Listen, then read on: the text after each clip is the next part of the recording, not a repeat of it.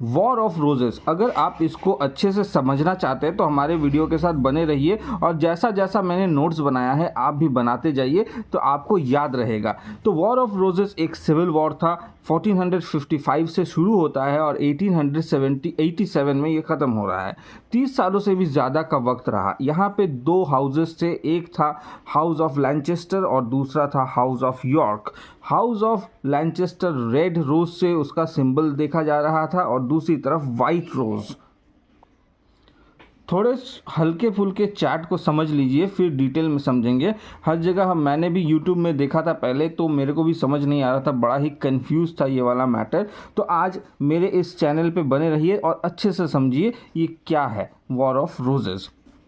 तो एडवर्ड जो है यहाँ पे आपको इससे पहले के अगर वीडियो को आपने देखा होगा तो पता होगा कि नॉर्मन्स अटैक कर चुके थे, तो उन्हीं के अंदर एक राजा आता है जिसका नाम है एडवर्ड द थर्ड। ठीक है, और उसका शासनकाल आप यहाँ देख रहे हैं 1327 से लेकर 77 तक का उनका शासनकाल था और उनके 4 बच्चे थे। ठीक है, जो राजा बन सकते थे, मगर बनता कौन है? Edward the black Prince. ठीक है, जो जल्द ही मर जाता है। इसके बनने का बात था मगर ये जल्दी मर जाता है। तो उसके बदले उसके बेटे को यानी रिचर्ड सेकंड जो रूलर बनता है वो 1377, यानी एडवर्ड के मौत के बाद बेटा कोई राजा नहीं बन पाया। अच्छे से समझिएगा, बेटा राजा नहीं बन पाया, चारों बेटे में से कोई भी राजा नहीं बन पाया, उसका नाती बन गया। ठीक है, यानी पोता बना। ठीक है, 1377 से 1399 तक उसने शासन किया। अब इन तीनों में तो इससे समस्या पैदा होने वाली थी, तो ये तो बेचारा मर चुका था पहले ही। अब इन तीनों का जो जनरेशन है वो बचा हुआ है। अब इनमें ही होने वाला है वॉर ऑफ रोजेस। अब ये जो 3 बचे हुए बेटे हैं जिसमें आप देख रहे हैं जॉन ऑफ गॉन्ड जो है उनका ही एंसेस्टर आगे बढ़ रहा है और इधर आपको एडमंड ड्यूक ऑफ यॉर्क जिसका जनरेशन आगे बढ़ रहा है। ठीक है, और ये जो न्यूलैंड ड्यूक ऑफ क्लियरेंस है इसका एंसेस्टर आपको यहाँ कुछ भी नहीं दिख रहा है, मगर सबका कुछ ना कुछ रिलेशन है इस युद्ध के साथ। तो इसके बाद क्या होता है? इसके बाद होता है ये जो रिचर्ड है वो पूरे तरीके से डोमिनेट करना चाहता है, पूरे ख़ानदान को अपने अंडर रखना चाहता है। तो इसलिए क्या करता है, जॉन ऑफ गॉन्ड जो है इसके इलाके में वो कब्ज़ा करना चाहता है, इसके ज़मीन इसकी संपत्ति को हड़पना चाहता था। कौन? रिचर्ड इसके संपत्ति को हड़पना चाहता था। तो जो हेनरी के पिता थे उसके संपत्ति को हड़प लेता है उनके मरने के बाद। रिचर्ड का चाचा ही लगे, चाचा लगता था, तो चाचा की ज़मीन को हड़पना चाहता था उसके मृत्यु के बाद। तो इस बात पर हेनरी को आता है गुस्सा। हालांकि वो हेनरी को अपने देश से भी बाहर निकलवा देता है, मगर हेनरी फिर से अपना एक अरेंजमेंट करता है और कुछ सेना दल के साथ वापस लौटता है। तो इसीलिए आप यहाँ देख रहे हैं Richard the second was depose by his cousin Henry Bolingbroke, जो आगे चलकर हेनरी द फोर्थ बनता है।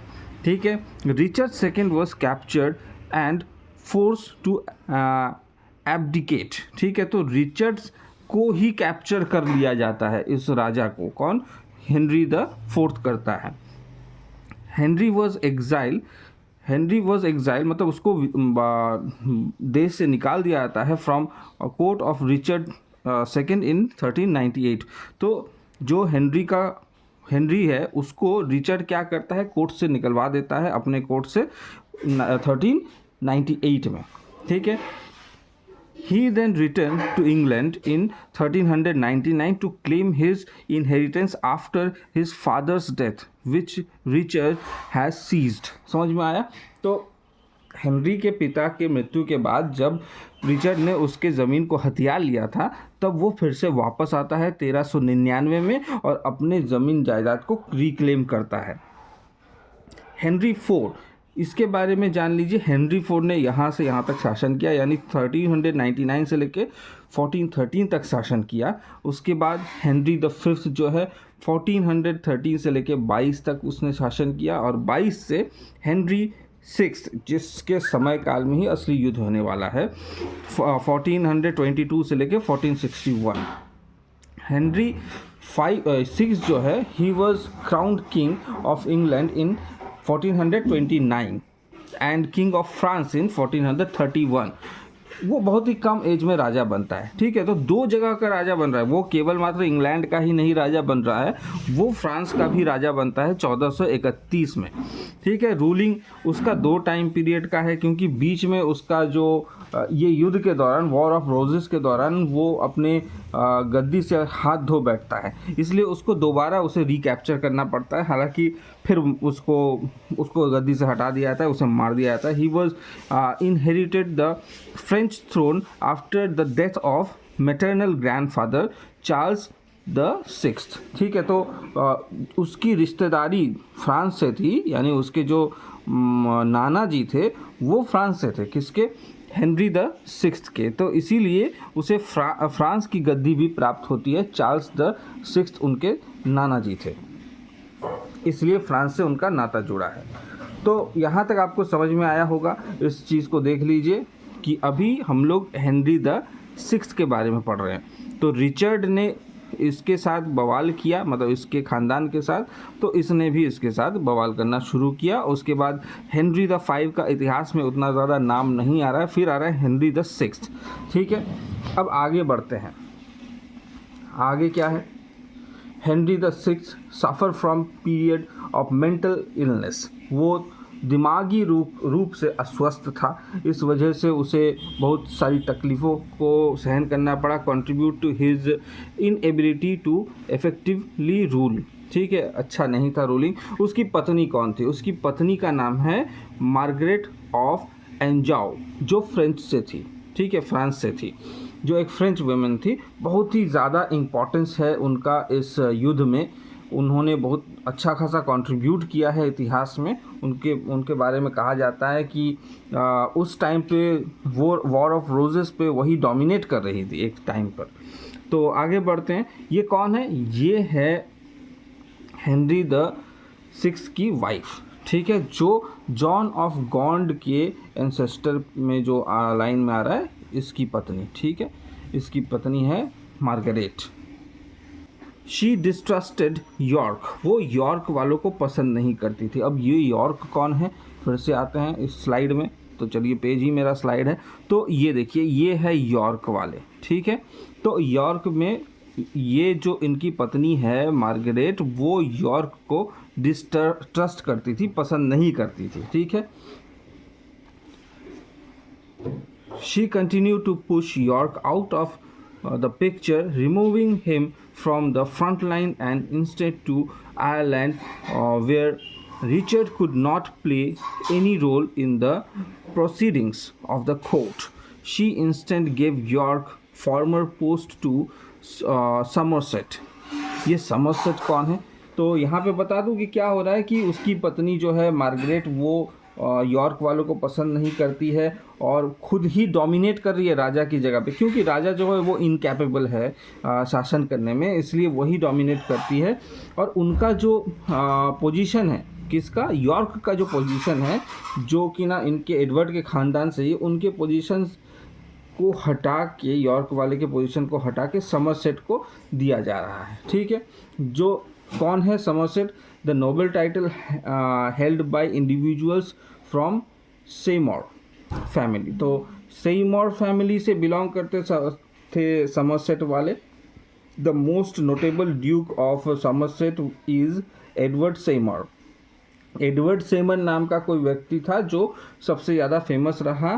द फर्स्ट ड्यूक, वही पहला ड्यूक था, who was also the lord protector during the reign of king Edward the sixth, ठीक है। तो एडवर्ड सिक्स्थ के टाइम पे ये ड्यूक भी बने थे। ये यहाँ पे एक एक्स्ट्रा इन्फॉर्मेशन है, आपको फिर से परिवार में वापस आना है। मिक्स्ड विथ एक्सेसिव करप्शन, जब ये शासनकाल चल रहा था हेनरी द सिक्स्थ का, तब करप्शन ज़्यादा था। टाइमिंग आप देख रहे हैं 1450 की बात हो रही है, और युद्ध कब से शुरू हुआ था, और इसी के 4-5 साल के भीतर ही युद्ध चालू होने वाला है। तो करप्शन हुआ, युद्ध हो ही सकता है। यॉर्क वाले जो है, यॉर्क रिटन एंड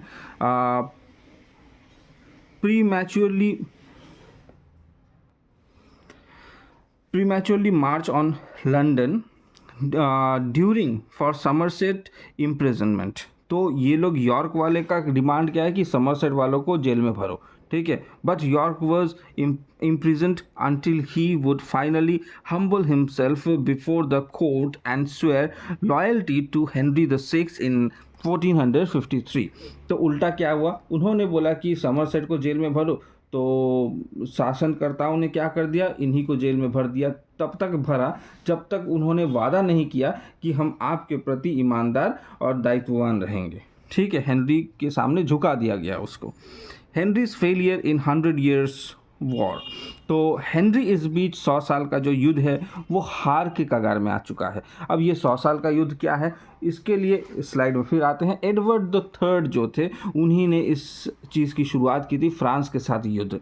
ये युद्ध 100 सालों तक चला, इसी को 100 Year ऑफ वॉर कहा जाता है, ठीक है। तो आगे बढ़ते हैं। तो 100 Year ऑफ वॉर जो है वो हार के कगार में है, इसलिए एब्सोल्यूट मेंटल ब्रेकडाउन हो जाता है। किसका, हेनरी VI का। York quickly got down to business and place Somerset in prison and begin to implement reform.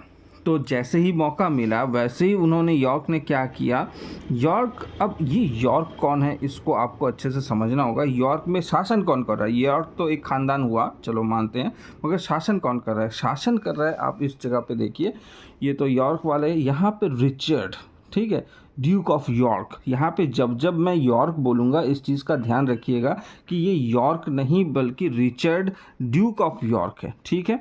आगे चल के इसका बेटा एडवर्ड द फोर्थ आने वाला है, मगर अभी हम लोग बात कर रहे हैं यॉर्क मतलब रिचर्ड। तो रिचर्ड को मौका मिल गया, क्यों, हेनरी तो दिमागी रूप से तबीयत उसकी ख़राब है, तो इसलिए उसे मौका मिल जाता है कि समरसेट को इस इलाके से हटाया जाए, ठीक है। तो समरसेट्स को यहाँ से हटाना है। यॉर्क क्विकली यही करते हैं। बट मार्गरेट तो वहाँ थी ना, मार्गरेट कौन है, हेनरी की वाइफ है मार्गरेट, वो वहाँ पे बहुत सतर्क थी। तो उसने राजा को संभाला या फिर उसके पोजीशन को संभाला और क्या किया, बदला लेने का जो तरीका था उसको आप देखिए। But Margaret poke the king and changes the situation. York मतलब Richard, with the help of Earl of Warwick. यहाँ पे आपका एक नया कैरेक्टर एंटर कर रहा है, ठीक है। तो यहाँ पे आपको वॉरविक देखने को मिल रहा है।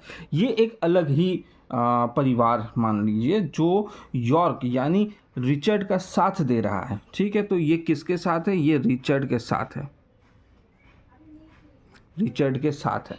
कौन है, वॉरविक, ये ध्यान में रखिएगा। मार्गरेट इस चीज़ को संभाल लेती है क्योंकि उसके पति का हालत ख़राब है, वो बीमार है, मार्गरेट संभालती है। मगर यॉर्क यानी रिचर्ड और वॉरविक एक हो जाते हैं और वो लोग एक आर्मी का गठन करते हैं। वॉर शुरू होती है, पहली वॉर 22 मई 1455। जैसे आपको पहले ही मैंने बताया कि वॉर ऑफ रोजेस जो है वो 1455 से आरंभ हो रहा है। तो 22 मई को आरंभ हुआ था और ये फर्स्ट बैटल था।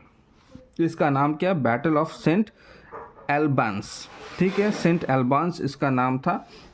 यहाँ पे आप देख रहे हैं कि यॉर्क जो है वो जीत जाता है और यहाँ पे समरसेट की मृत्यु हो जाती है, जिसको बहुत ज़्यादा सपोर्ट कर रही थी कौन, मार्गरेट, जो हेनरी की पत्नी है। Henry the six was capture by York. यहाँ पे इस युद्ध में यॉर्क ने क्या, उनका वो तो जीतते ही हैं और वो लोग हेनरी को कैद कर लेते हैं। And his release was negotiated on terms that York would have to title of Lord Protector return to him। तो उनका डिमांड ये हो जाता है कि हम तुम्हें तभी छोड़ेंगे जब तुम हमारा टाइटल हमें वापस दोगे। किस चीज़ का, वो लोग, उनका डिमांड था कि लॉर्ड प्रोटेक्टर जो है वो टाइटल वो लोग लेना चाहते थे। कौन लेना चाहते थे, यॉर्क यानी एडवर्ड, तभी उस राजा को छोड़ा जाएगा, ऐसा उनका मानना था। और इस बीच और एक चीज़ है कि समरसेट मर गया। हेनरी अगेन ब्रेक डाउन और फिर से हेनरी ब्रेक डाउन हो जाता है, मतलब उसका दिमाग फिर से ख़राब हो जाता है। And again Margaret come into the picture, फिर से मार्गरेट सामने आती है। तो जब जब पति हारता है पत्नी सामने आती है, अच्छी बात है। इन फियर ऑफ, जब हेनरी कमज़ोर होता है तो उसकी पत्नी सामने आती है, तो फिर क्या होता है, इस चीज़ से वॉरविक थोड़ा खुद को सेपरेट करना चाहता है। In fear Warwick separate themselves from York, ठीक है। अब वो समझ गए कि भाई उतना ज़्यादा भी दोस्ती यारी अच्छी बात नहीं है, हम लोग अलग हो जाते हैं अच्छे।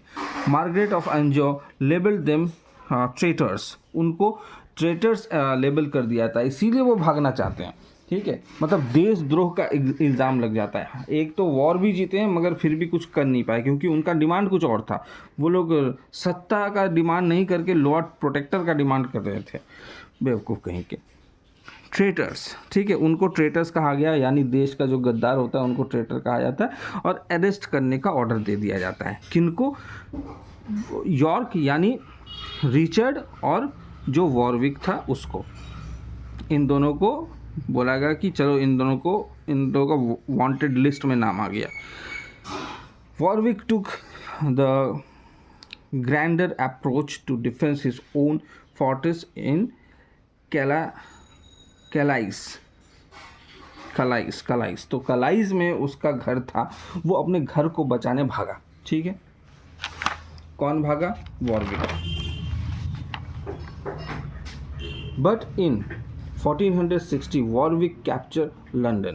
तो देखिए क्या होता है, वो तो भाग तो गया था, मगर 55 के बाद जब 5 साल बीता तो वो खुद आके लंदन को कैप्चर करता है। तो ये एक्चुअली भीतर ही भीतर वो लोग यॉर्क के साथ बैठ के, यानी रिचर्ड के साथ बैठ के प्लान बना रहे थे। तो यॉर्क और Warwick were far more popular than corrupt Margaret and Henry the fourth. और जनता की अगर बात करें, जो बेवकूफ़ जनता है वो ये सोच रही है कि यॉर्क और वॉरविक अच्छे लोग हैं, मार्गरेट और हेनरी करप्ट है।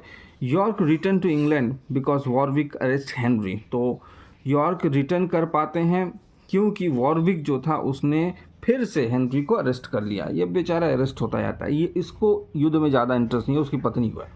तो फिर से मार्गरेट आती है।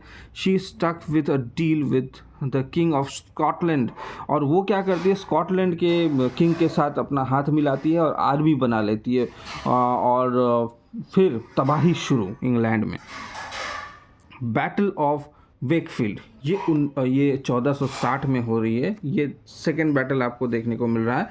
बैटल ऑफ वेकफील्ड 1460, 55 के बाद, मतलब 5 साल बाद फिर से एक बड़ा युद्ध होने वाला है। रिचर्ड यानी यॉर्क एंड एडमंड उसका सेकेंड बेटा था, ये दोनों इस युद्ध में शामिल होते हैं। और जो सेकेंड बैटल ऑफ, उसके बाद यहाँ पे उन लोगों का चैप्टर जो है वो क्लोज हो जाता है, वो लोग हार जाते हैं यानी मर जाते हैं। Second battle of Saint Albans, ये पहला जो बैटल था वो बैटल ऑफ सेंट एल्बन्स था, ये है सेकेंड बैटल, ठीक है। फिर से एक बैटल होता है। Defeated Warwick and discovered her husband Henry the sixth. तो हेनरी द सिक्स्थ को वो लोग तो अरेस्ट करके लेके गए थे। अब उसकी पत्नी इस युद्ध के द्वारा स्कॉटलैंड के राजा की मदद लेते हुए अपने आर्मी के साथ अपने पति को ढूंढ निकालती है। एडवर्ड द फोर्थ, अब इसकी एंट्री होती है क्योंकि रिचर्ड मर चुका है इस युद्ध में, बैटल ऑफ वेकफील्ड में। तो उसके बेटे की एंट्री होती है जिसको कहा जाता है Edward the fourth son of York, यानी रिचर्ड मीट विथ वॉरविक। अब वॉरविक मगर जिंदा है, ठीक है, रिचर्ड मर चुका है, वॉरविक अभी भी जिंदा। तो इसीलिए उसका जो बेटा, रिचर्ड का पहला बेटा, बड़ा बेटा एडवर्ड, उसका नाम पड़ता है एडवर्ड द फोर्थ, ठीक है। क्योंकि यहाँ पे इस लिस्ट पे अगर आप देखें, अच्छे से ध्यान दें, तो एडवर्ड जो था वो थर्ड था। और यहाँ पे देखिए और कोई एडवर्ड फिलहाल नहीं दिख रहा है आपको, तो यहाँ पे आपको एडवर्ड दिख रहा है। तो राजाओं का नाम इसी प्रकार पड़ता है, ठीक है, उनका नंबर के हिसाब से। तो एक एडवर्ड यहाँ है और कोई एडवर्ड नहीं है, तो चलो ये एडवर्ड द फोर्थ बन गया, ठीक है।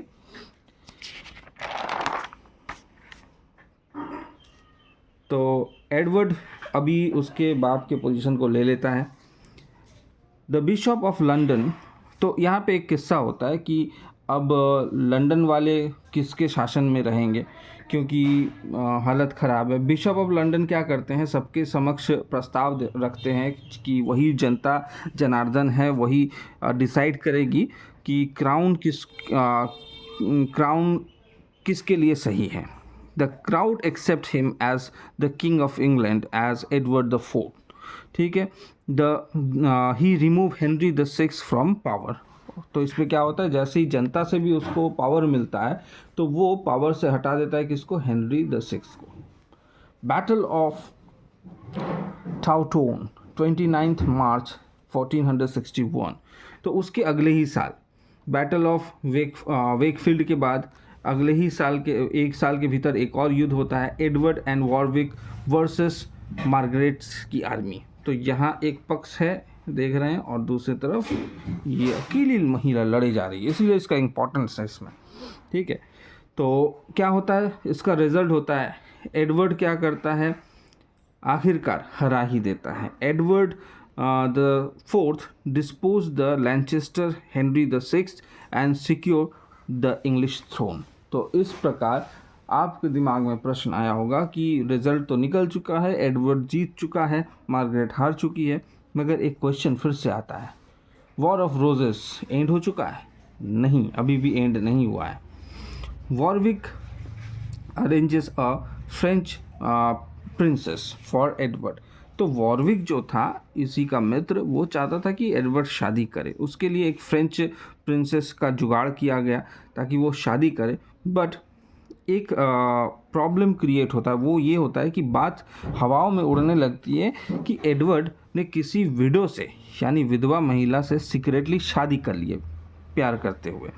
तो इस पे एक चेंजेस देखने को मिलता है, वॉरविक में वो चेंज कर लेता है अपना साइड और वो लैनचेस्टर की तरफ मुड़ने लगता है, यानी रेड रोजेस की तरफ, हालांकि वो वाइट रोज का बंदा है। ठीक है, मार्गरेट की तरफ वो झुकाव लेता है, उससे मीटिंग करता है। एंड एडवर्ड का एक एनवियस ब्रदर था, मतलब उससे जलने वाला एक ब्रदर था जिसका नाम था जॉर्ज, जो एडवर्ड को पसंद नहीं करता था। ठीक है, उसके साथ हाथ मिला लेता है। तो ये यहाँ पे मैं रिचर्ड यानी जो मर चुका है बैटल ऑफ वेकफील्ड में, उसके बारे में बता दूं। उसके ये 2 बेटे को समझ लीजिए, एक है रिचर्ड नहीं, जॉर्ज, जो रिचर्ड का एक बेटा है, और दूसरा बेटा है ड्यूक ऑफ ग्लॉचेस्टर। ठीक है, तो ये 2 बेटे हैं उसके और भी, जो रिचर्ड द थर्ड बनेगा आगे चल के। ठीक है, तो एडवर्ड भी उसका बेटा है ऑब्वियसली, तो ये 2 भी इसके साथ और भी है। तो आपको यहाँ पे एक और मिलना चाहिए, जो यहाँ पे गलत मैंने बना दिया है, यहाँ पे एडवर्ड भी होगा।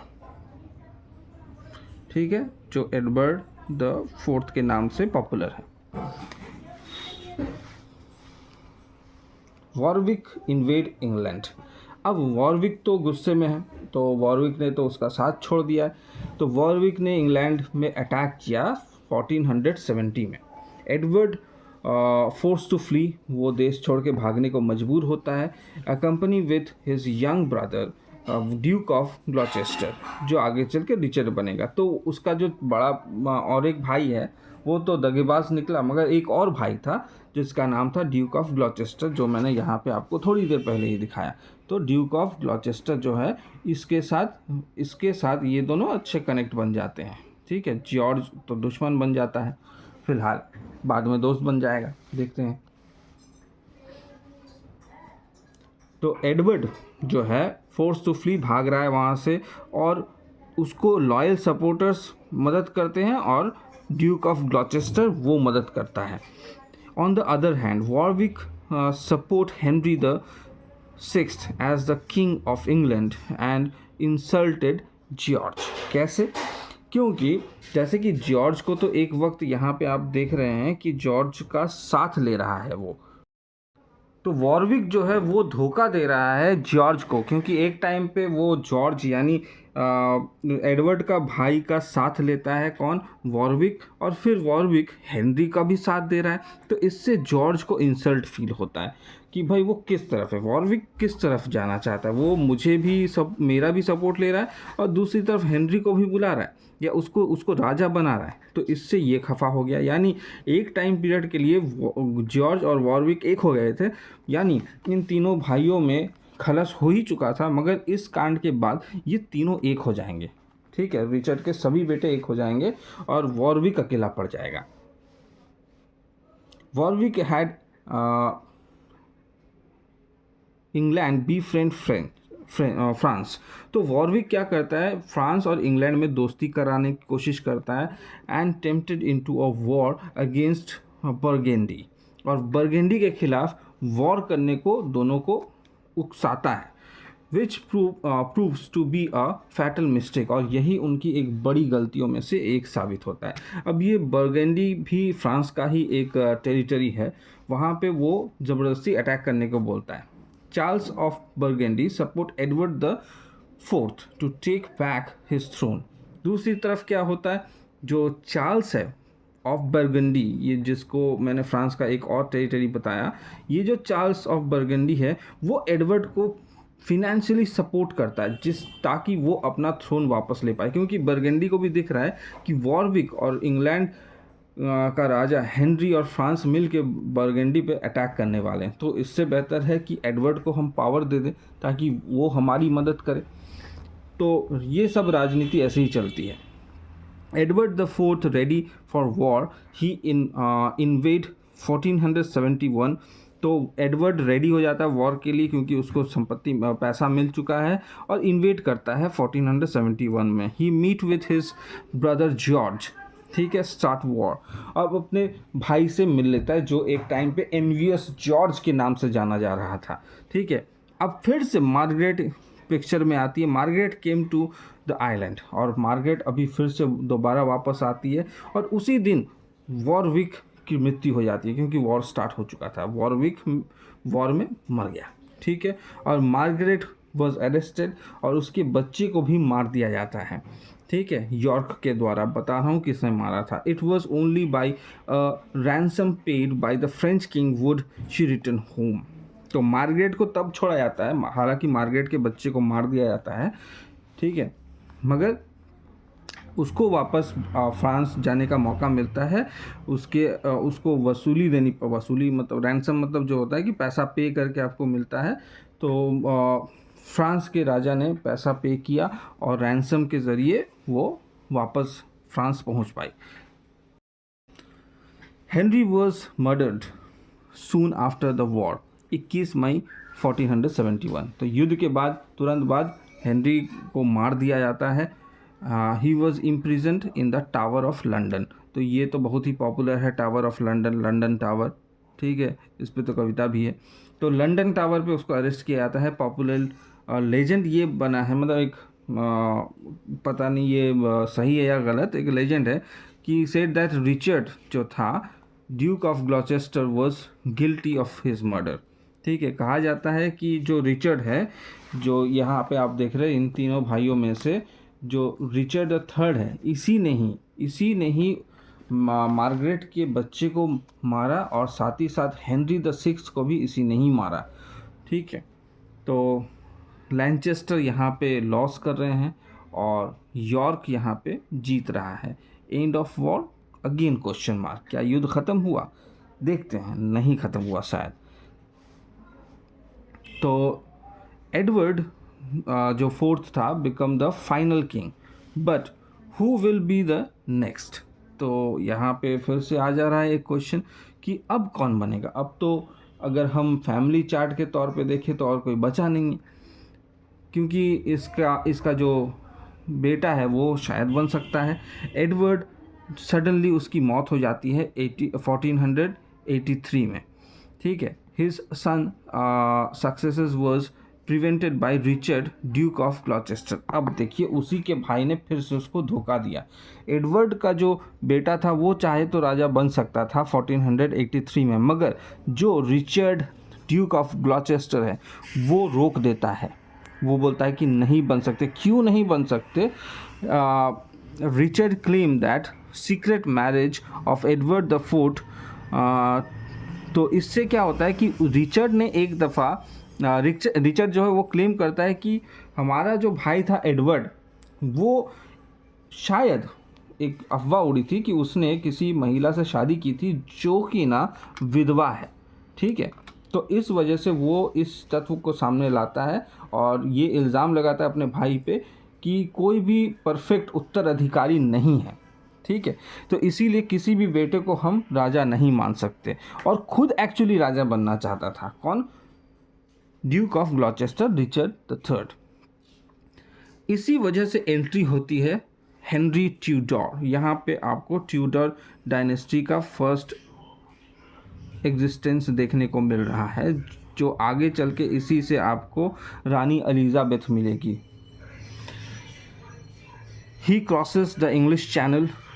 वो क्यों आ रहा है इंग्लिश चैनल पार करके, यानी फ्रांस से वो आ रहा है 1485 में, ठीक है। राजा के मृत्यु के 2 साल के अंदर ही वो इंग्लैंड पे अटैक करता है, इंग्लिश चैनल पार करके फ्रांस से आता है इंग्लैंड और अटैक करता है। क्यों कर रहा है? Henry Tudor was a descendant of the house of Lancaster. तो देखिए लैनचेस्टर तो हार चुके थे, इसीलिए मैंने कहा कि एग्जैक्ट एंड ऑफ वॉर नहीं है। कुछ लोग यहाँ पे ही एंड ऑफ वॉर मान लेते हैं।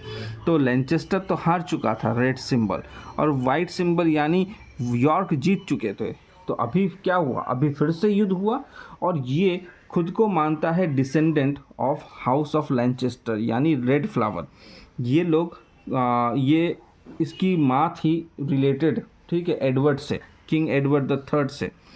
तो बैटल ऑफ बॉस्टवर्थ फील्ड ये होता है। ही मतलब Tudor led an army supported by French and Scottish force and defeated Richard the third. तो खुद को तो उसने राजा बना ही लिया अपने भतीजों को हटाकर, मगर हेनरी द सेवेंथ, जी हाँ, ये आगे चल के हेनरी द सेवेंथ बनने वाला है, ठीक है, जिसको हम लोग हेनरी ट्यूडर भी कह रहे हैं, ठीक है। हेनरी द सेवेंथ बनने वाला था, वो आता है, युद्ध करता है और उसको हरा देता है, ठीक है। हेनरी, यहाँ पे मैंने एक हैशटैग दिया हुआ है, हेनरीज मदर मार्गरेट। ये वो मार्गरेट नहीं है जो हेनरी दी सिक्स्थ की पत्नी थी, ब्योफोर्थ है ये, ठीक है। Was a descendant of John of Gond. मतलब आप अगर इस चार्ट को देखें तो जॉन ऑफ गॉन्ड मतलब हेनरी के परिवार से ही एक डिसेंडेंट है, जिसका एडवर्ड के साथ नाता था, जो फिलहाल फ्रांस में रह रहा था।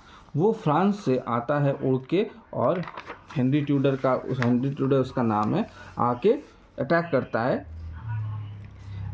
आगे चल के क्या होता है, ये युद्ध इस जगह पे समाप्त होने वाली है। हेनरी ट्यूडर जो है, जो हेनरी द सेवेंथ के नाम से पॉपुलर है, मैरिड एलिजाबेथ ऑफ यॉर्क की बेटी से शादी करता है, daughter of Edward the fourth, जिसके साथ इतना बड़ा बवाल चल रहा था, यानी रेड रोज और वाइट रोज की शादी हो जा रही है।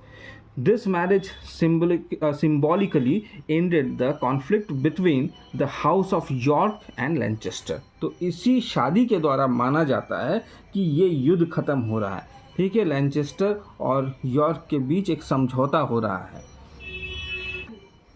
तो दोस्तों समझ में आया? अगर समझ में आया है तो हमारे वीडियो को लाइक कीजिए, सब्सक्राइब कीजिए, हमारे चैनल के साथ बने रहिए, और जिस भाई या बहन को समझ नहीं आया होगा उन्हें भी समझा दीजिए। और एक बात, अगर आप इतना दूर तक आ ही चुके हैं तो एक बात बता दूं आपको कि अगर आप हमारे चैनल के साथ बने रहते हैं तो नेट ज़रूर क्रैक कीजिएगा। मिलते हैं अगले वीडियो में, तब तक के लिए धन्यवाद।